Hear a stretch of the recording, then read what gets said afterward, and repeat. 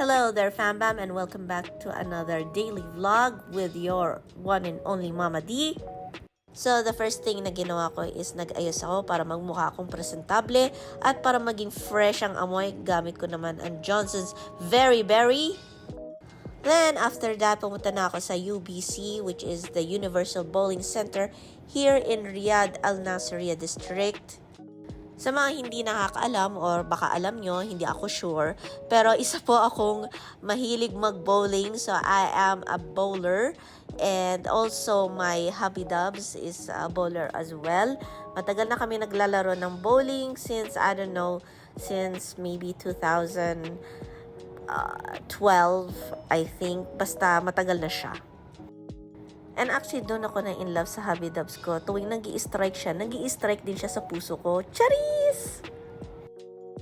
After that, nagutom ang madlang people, kaya nag-isip silang kumain sa labas.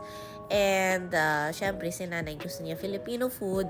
Filipino food is life, di ba? And what better place to serve the most delicious Filipino food than La Paz Bat Choy Restaurant? Pumunta kami dito sa May Sulemania branch kasi yun ang malapit sa bahay. Actually, we have so many memories here in La Paz Bachoy. Tuwing nagugutom kami after bowling tournament, dito ang puntahan namin. Kung may sakit ako, katulad ngayon, naghahanap ako ng sabaw, ay nako, La Paz Bachoy ang puntahan talaga.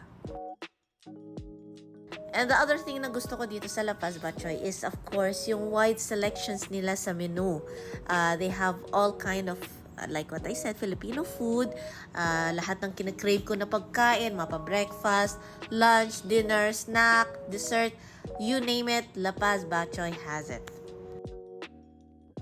Siyempre, hindi lang ako nagkakrave ng Filipino food. Dinala ko yung buong Istaraha family with me kasi tingnan mo yung itsura nila. Gutom na talaga. Lalo-lalo ng nanay ko, nagkakrave ng bagoong. Kaya dinala ko siya dito.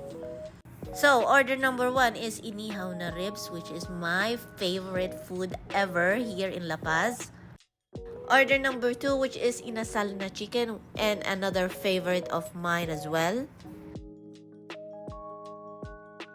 Order number 3, which is dinaing na bangos. Favorite yan ng nanay ko.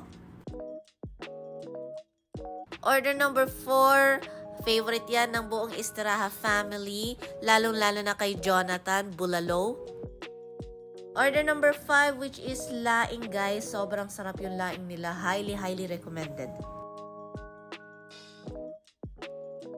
Order number 6, syempre hindi mawawala ang La Paz Bachoy beef. My favorite dahil may sakit ako, katulad ng sinabi ko sa inyo. Kaya yan ang in-order ko. Hindi mawawala ang order number 7, which is lechon kawali. My favorites. Bagong order yan, which is order 8, Mongolian chicken. Masarap siya, guys. Kaya anong inaantay nyo? Atak na and kainan na. Ito talaga one of our bonding methods na ginagawa namin ng mga kaibigan ko, which is eating and talking a lot. Siyempre, hindi mawawala yung konting marites, you know. Pero, this what makes everything memorable is good company, delicious food, and great service. And halatang halata, sobrang happy kami sa pagkain. To wrap everything up, nag-order po sila ha, hindi ako. Sila ng halo-halo dahil bawal pa sa akin yan. Ito na lang sa akin, bago ako umalis, nag-order ako ng maraming bread. Kasi alam nyo naman, takot akong magutom sa gabi. Kaya ayan, meron akong reserba. Order ako ng pandimunggo, I think 2 ganyan. And yung cheese cupcake. Tapos nag-order din ako ng butterscotch bread or bar na napakasarap, guys. Kailangan nyo tikman yan. And si nanay nag-order siya ng star bread. And their cheese cupcake is their bestseller. And no wonder why. Kasi sobrang sarap niya, guys. Kailangan pang bumalik ako ng La Paz para bumili ulit ako ng cheese cupcake. And that's all for today's vlog. And I'll see you in my next one. Bye!